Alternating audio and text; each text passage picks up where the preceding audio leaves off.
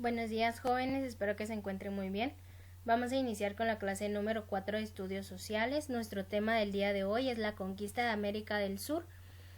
Y para esto necesito que lea por favor la página 85, 86 y 87 de su libro. Vamos a dar inicio, por favor.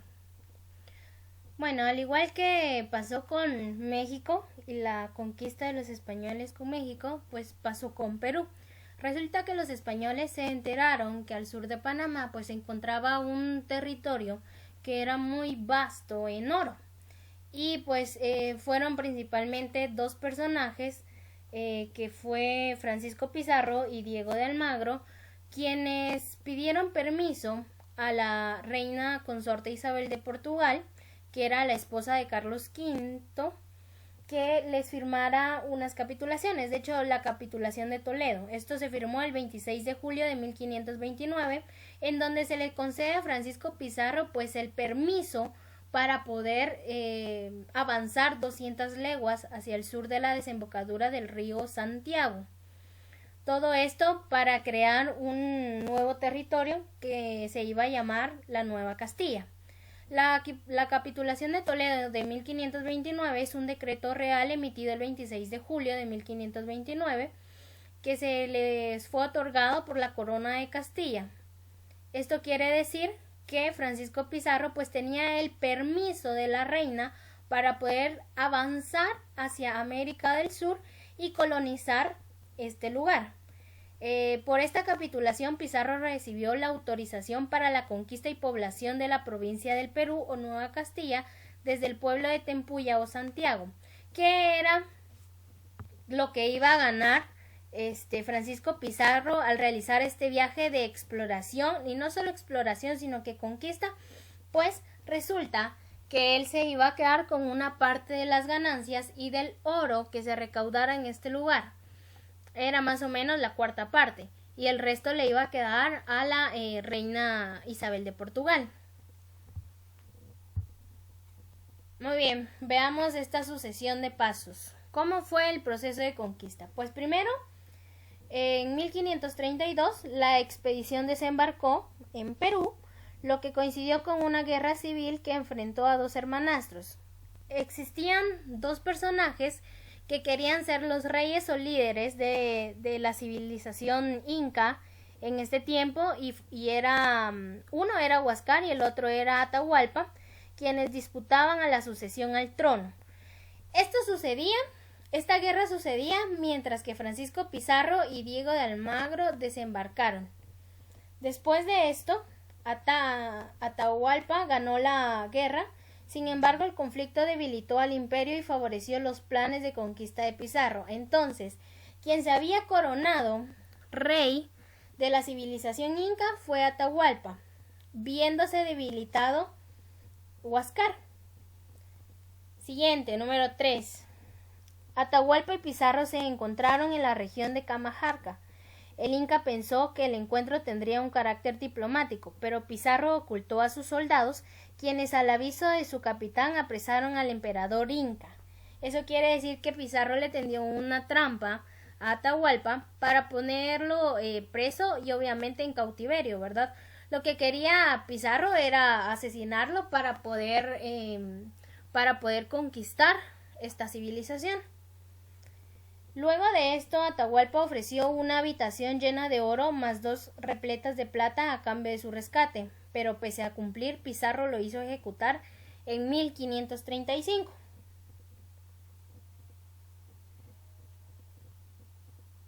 Luego, pese a la resistencia de los incas, la ciudad de Cusco fue saqueada y ocupada. En 1535, Pizarro fundó la ciudad de los Reyes en el Valle de Lima y fue nombrado por el emperador Carlos V gobernador de los territorios del Perú, que recibieron el nombre de Nueva Castilla. Este fue el proceso de conquista que llevaron estos dos españoles en el Perú, debilitando a la civilización inca, ¿verdad?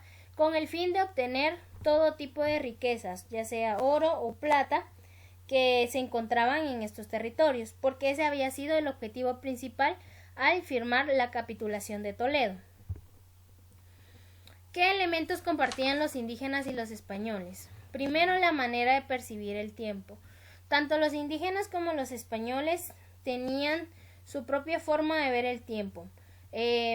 Los indígenas lo veían de una manera cíclica, circular. Eso quiere decir de que todas las actividades debían de repetirse cada cierto tiempo, ¿verdad? Había una época para realizar la guerra, otra época para poder sembrar y cosechar, otra época para alabar a los dioses, pero para los españoles el tiempo era lineal, nada podía repetirse y habían fechas estipuladas y marcadas para cada actividad. Número 2, las concepciones religiosas. Los españoles y los indígenas tenían creencias religiosas totalmente diferentes. Mientras que los españoles simplemente y solamente, más bien, creían en un solo Dios, ¿verdad? Porque eran católicos. Los indígenas, pues, creían en varios dioses y estos eran originarios principalmente de la naturaleza, como por ejemplo el dios del sol, el dios del agua, el dios del maíz, ¿verdad? Y sin embargo, cuando llegaron los españoles hacia las tierras del Perú, los incas creyeron que estos eran enviados por los dioses de la naturaleza, los veían como seres supremos y divinos. Ya luego de ver todas las atrocidades que cometían, asesinando a su gente, saqueando, robando y haciendo de todo, pues obviamente ya no lo vieron como dioses. Número 3, las concepciones culturales.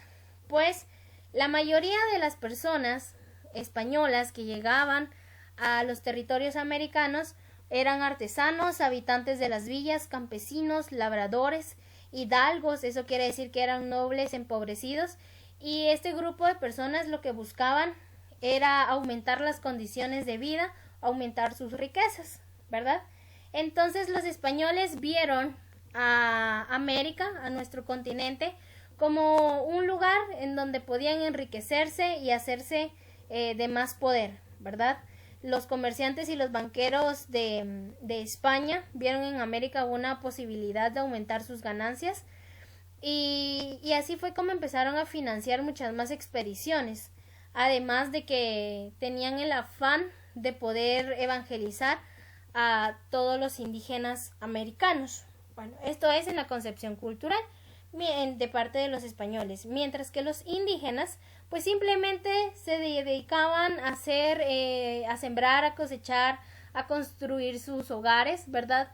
No tenían idea de qué era el comercio, porque no existía la compra y la venta, como los españoles. No tenían idea de lo que era enriquecerse, aumentar el poder. Simplemente tenían un rey, se dividían en grupos sociales, ¿verdad? Cada uno tenía su actividad.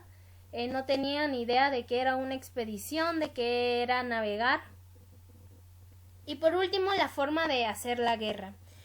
Solo veamos la imagen que está acá. Es una imagen representativa de la forma en la que los españoles llegaron al Perú y conquistaron esta civilización, la civilización inca.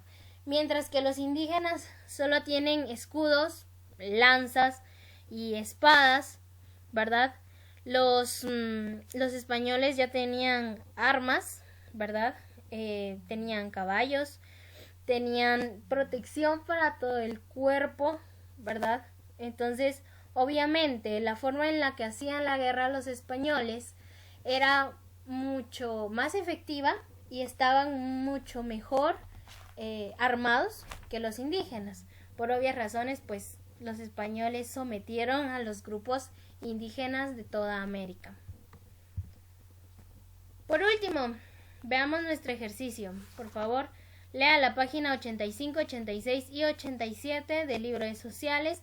Realice el ejercicio de la página 87 en donde debe contestar 2 incisos nada más, A y B, y realice una historieta sobre el proceso de conquista de América del Sur en el cuaderno. Ya sabe los 1, 2, 3, 4, 5 pasos que vimos allí, desde donde llega Francisco Pizarro y Diego de Almagro a Perú hasta la fundación de la ciudad de Nueva Castilla. Por favor, espero que le haya quedado muy claro. Si tiene alguna duda puede preguntarme por medio de la plataforma de Classroom, y esta tarea es para el día viernes, por favor.